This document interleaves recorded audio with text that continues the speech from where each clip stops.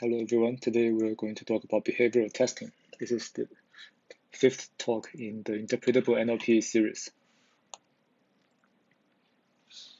In this talk, we are going to review some examples that lie in the connections between the linguistic theory and deep neural network analysis. And we will also talk about potential directions to go forward. The first example is colorless green RNN stream hierarchically by Golodava et al. In 2018. In this paper, they want to ask this question. Can recurrent neural networks learn to track grammatical structures? Can RNNs approximate hierarchical structures? The previous results didn't rule out possibilities that RNNs can also use the semantic or the collocation or frequency-based information. In this paper, they want to analyze the grammatical information only. The method to do so is to test long-distance agreement performance in both the standard corpus extracted examples and constructed long-distance agreement benchmark, and they evaluated by accuracy in telling the correct verb number. Let's look at an example. In all the 4 sentences, the subject is the girl and the verb is thinks. The morphology of the verb should agree with the subject, so there should be an s appended to the end to the thinks. But the difference between the 4 sentences is that there are different feelings in between the subject and the verb, and the distance between them are increasing. There are attractors between. By attractors, the authors mean the words with the same part of speech as the cue, like the girl here, but indicates different verb forms. So if the model looks at the attractors instead of the cue, then the model is likely to give different morphology predictions for the verb, and they would tend to make mistakes in predicting the verb numbers. It turns out that the LSTM models do not perform much worse than humans on different numbers of attractors on different task settings.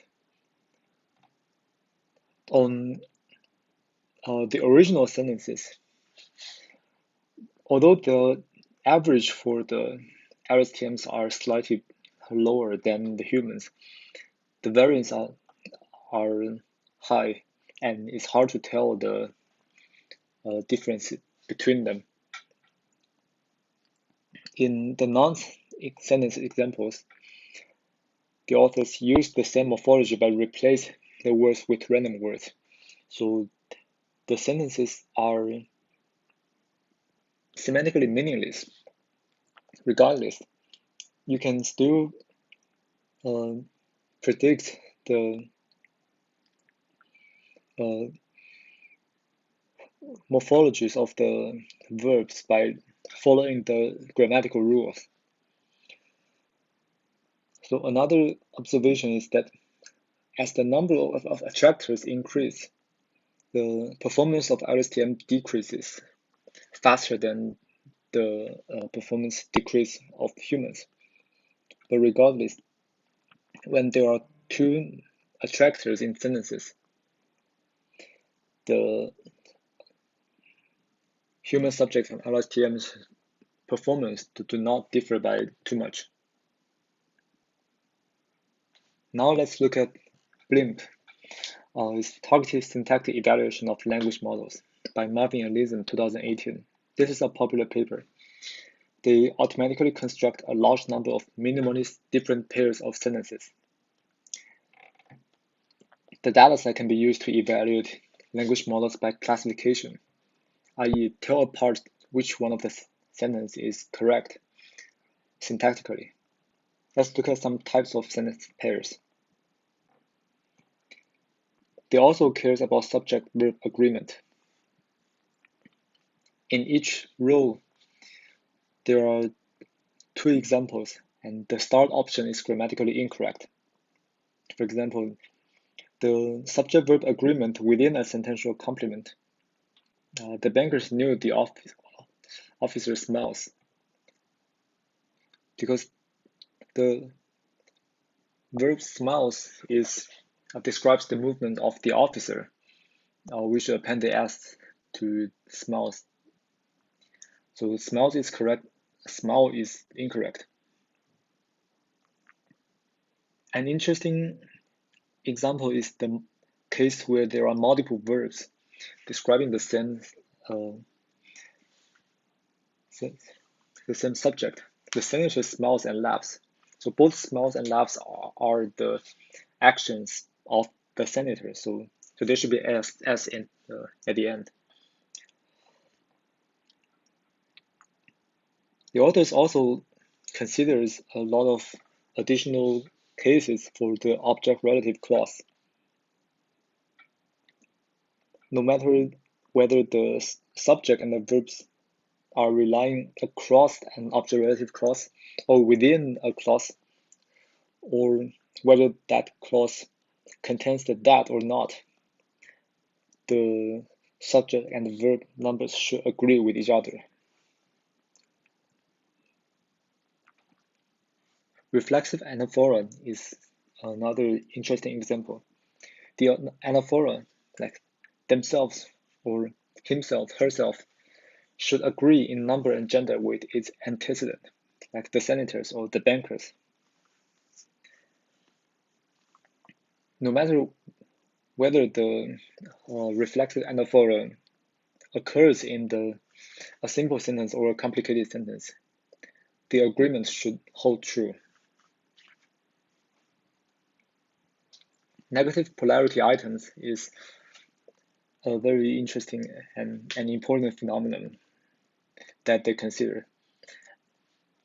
The words like any and ever can only be used within the scope of negation.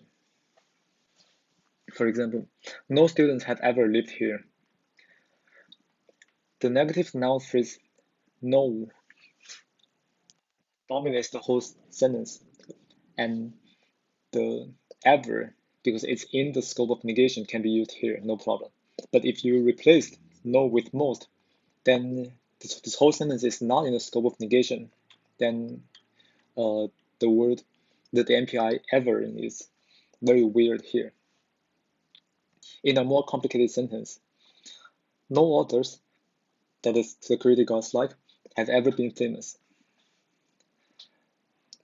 If the no appears at the front of the sentence, then it sequences the whole sentence, including the API ever. So the ever is in the correct scope here. But if you move the no to a smaller scope, like the incorrect sentence, the authors that no security guards like have ever been famous, the scope of no is only restricted to a much smaller scope. So ever is not in this scope, so ever appears very weird here, and the whole sentence is therefore incorrect.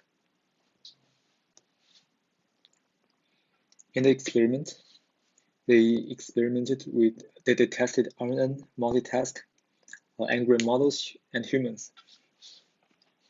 Apparently, n-grams cannot handle the syntax across long ranges. This is by the definitions of the n-gram models. However, models fail an NPI test, but humans can still do very well. And more discussions can be seen at the Marvin and Linson paper. Now let's look at the paper that discusses what BERT is not. So previously, we talked about evaluations on syntactic competence. There are some semantic aspects, like negative polarity items is about negation of the sentences, but they're still largely structural. Let's go beyond the syntactic focus and also look at the common sense, pragmatics, and semantics. In terms of this kind of measurement, there are some previous works that used word prediction accuracies or language modeling or perplexities, like Lambda, but they were not specific. If you use a corpus that is so large that it's hard to tell apart between the 96% accuracy and other 96% accuracy, but in they make different mistakes, the results are not specific. So we should use some small data sets that are very specific and understand the specific semantic, common sense, pragmatic aspects to analyze the language models. The CPRAC 102 is a test suite containing 102 total items in 34 contexts. This tests the common sense and pragmatic inference. Originally, this was used in a human study in 1999. Let's look at one of the examples. He complained that after she kissed him, he couldn't get the red color off his face. He finally just asked her to stop wearing that. What is a more proper word to fill in the blank? Is that lipstick or is that mascara or bracelet? Obviously, if we think about what this word referred to in the real world, we know that the lipstick would be a more proper word to fill in the blank than the remaining words. Making that inference requires us using some common sense and pragmatic knowledge. Role ATA tests the event knowledge and semantic role sensitivity. There are 120 sentences in 60 pairs. Only one of the two context completion words is correct. For example, the restaurant owner forgot which customer the waitress had served. Or, the restaurant owner forgot which waitress the customer had served. To decide which one of the two sentences is more correct, we need to know that the roles of the customer and the waitress are around the verb serve are different. So we can say the waitress served the customer, but not the customer served the waitress. So making that distinction requires some knowledge about the semantic role sensitivity. However, in the 2016 human test, humans show similar levels of the N400 signals when reading these two sentences. It's very interesting to compare the activities of human and the language models when passing them through these sentences. Negation 136 tests the understanding of the meaning of negation. This constitutes of items from two papers, one 1983 paper and 2008 subsequent paper. For example, a robin is not a. It's very interesting to look at different probabilities and the word choices provided by bird.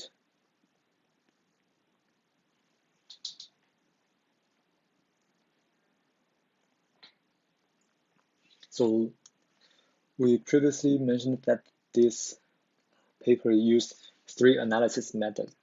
Word prediction accuracy is basically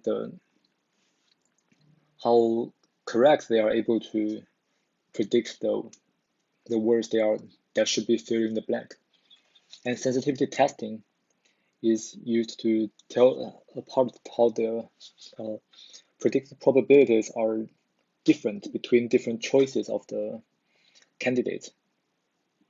And looking at the choices of words proposed by language models like BERT belong to the qualitative prediction analysis. This gives us an idea of what the language models are thinking, quote, when they are provided with this context.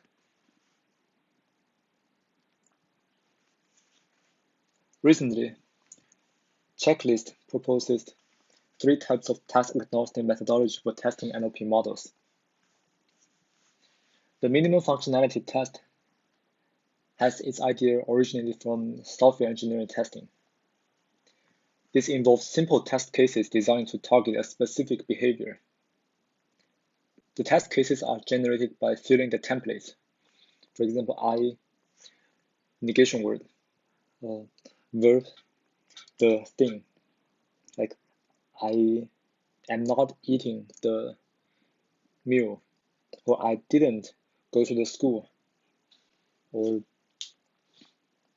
something like that. So by varying the words to fill in the templates, you can generate a non-trivial number of test cases that have the same structure. And by checking how accurate the models are doing the language modeling, or making the, for example, sentiment classification or text inference, we can see how robust the models are on these manually constructed edge cases. Similarly, they also use invariance test. They applied some perturbations to text, and these perturbations might have different labels, but it's okay. And they expect the model predictions to remain the same.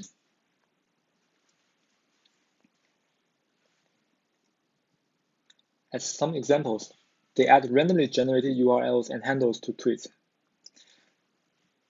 The URLs and handles should not affect the sentiment predictions of the tweet.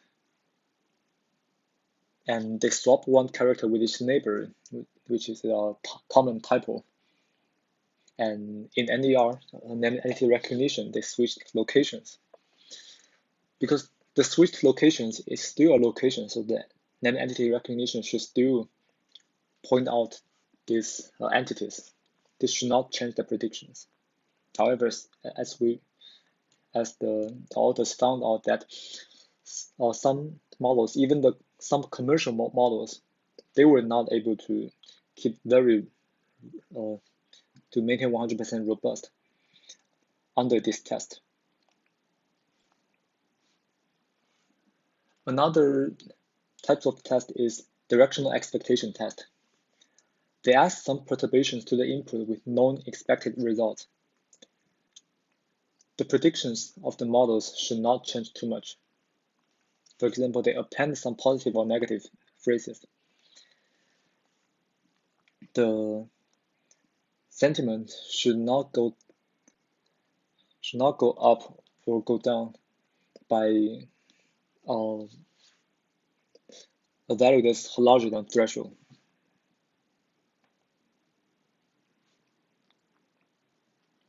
Let's reread some test cases by checklist. Like, the author's sentiment is more important than the others. Some people hate you, but I think you are exceptional. The label is positive because the sentiment of the author, I, should be more important than the sentiment of some people. However, as they found out, the commercial models by like Microsoft, Google, and Amazon produced very high error rates in these categories. Another example is that the sentences in the question plus no forms should be correctly recognized in its sentiment. Do I think the pilot was a fantastic? No. The label should be negative because the no answers the previous question and therefore should be the focus of the whole sentence. However, if the model focuses on the positive word and just take the average of the positivity of all the words in the sentence, regardless of the semantics, they are more likely to produce a positive answer instead of a negative answer. So in general, behavioral testing offers us good ways to combine the linguistic and deep learning. So linguistic offers very rich frameworks to understand and diagnose the mistakes of deep learning models and help us build better deep learning models in the future. On the other hand, deep learning models and the computational powers that accompany them offers new insight to developing rich linguistic frameworks in the future. Thank you.